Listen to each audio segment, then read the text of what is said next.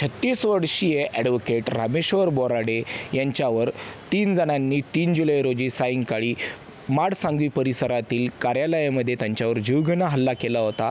या हल्ल्याची घटना CCTVमध्ये कैद झाली होती। हल्ल्याचा व्हिडिओही नाशिक शहरासह जिल्हाभर व्हायरल झाला होता। या घटनेमुळे जिल्हाभर पडसादही उमटले होते। या हल्ल्यामध्ये पोलिसांनी गुन्हा दाखल करत एकाला अटक केली होती। सुरुवातीला नेमका ॲडव्होकेट बोराडेंवर हल्ला कुणी केला, या हल्ल्यामागचे नेमके कारण काय आहे हे आता आपण व्हिडिओच्या माध्यमातून जाणून घेण्याचा प्रयत्न करणार आहोत। 3 जुलै रोजी ॲडव्होकेट रामेश्वर बोराडे हे त्यांच्या कार्यालयात कामकाज करत होते। त्यावेळी अनोळखी 3 जण कार्यालयात आहे। काही समजण्याच्या आतच तिघांनी त्यांच्यावर जीवघेणा हल्ला करण्यास सुरुवात केला। त्यावेळी ॲडव्होकेट बोराडे यांनी प्रतिकार करत हल्लेखोरांना पळून लावण्याचा प्रयत्न केला। हल्ल्याचा प्रतिकार करताच 2 जण घटनास्थळावरून पळून गेले। मात्र ॲडव्होकेट बोराडे यांनी श्रुत कुलथे याला पकडून ठेवले। त्यानंतर त्यांनी लगेच आडगाव पोलिसांना माहिती दिली। घटनेचे गांभीर्य ओळखतही आडगाव पोलीस घटनास्थळी दाखल झाले। पोलिसांनी संशयित आरोपी श्रुत कुलथे याला अटक करत पोलीस ठाण्यात आणले। दुसऱ्या दिवशी त्याला न्यायालयात हजरही केले। त्यावेळी न्यायालयाच्या आवारात वकिलांनी मोठ्या प्रमाणावर गर्दीही केली होती। वकिलांनी ॲडव्होकेट बोराडेंवर झालेल्या हल्ल्याचा निषेध व्यक्त करत हल्ल्यातील आरोपींना अटक करण्याची तात्काळ मागणीही केली। घटनेचे गांभीर्य ओळखत पोलिसांनी तात्काळ श्रुत कुलथे याला आडगाव पोलीस ठाण्यामध्ये नेले। या घटनेचा पोलिसांनी वेगाने तपासही करण्यास सुरू केली। दुसऱ्या बाजूला वकिलांच्या संघटनाही आक्रमक झाल्या।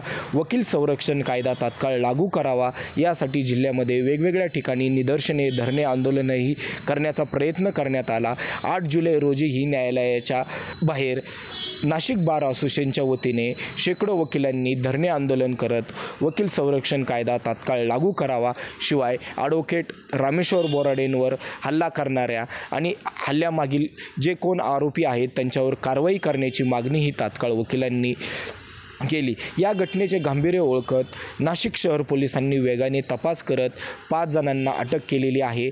5 जणांना अटक केली। महादेव कहांडळ या शेतकऱ्याने जमिनीच्या वादातून ॲडव्होकेट रामेश्वर बोराडेंवर हल्ला केल्याचं पोलीस तपासात समोर आले आहे। महादेव कहांडळ यांनी जमिनीचा वाद न्यायालयामध्ये सुरू आहे। या न्यायालयाचा प्रतिवादी पक्षाचे वकील ॲडव्होकेट रामेश्वर बोराडे आहेत। त्यांनी खटल्यातून माघार घ्यावी यासाठी महादेव कहांडळ यांनी प्रयत्न केले।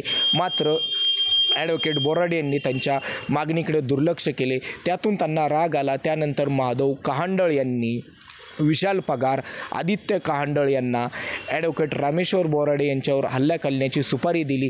या दोघांनीही ॲडव्होकेट बोराडेंवर हल्ला करण्याची सुपारी सोनू बोराडे मारी उर्फ जय घोरपडे याला हल्ल्याची सुपारी दिली। या दोघांनीही श्रुत कुलथे याला ॲडव्होकेट बोराडेंवर हल्ला करण्यास सांगितले। त्यानुसार श्रुत कुलथे याने 2 साथीदारांच्या मदतीने 3 जुलै रोजी ॲडव्होकेट बोराडेंवर हल्ला केला। या हल्ल्याच्या घटनेमुळे जिल्हाभर पडसादही उमटले होते।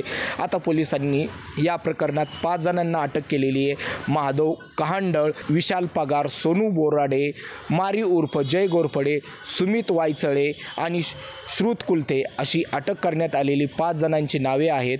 या निमित्ताने आता वकील संरक्षण कायद्याच्या तात्काळ लागू करण्याची मागणी वकिलांकडून जोरदार केली जात आहे। कॅमेरामन भाऊसाहेब पवारसह सुशांत किरवे, माय महानगर, नाशिक।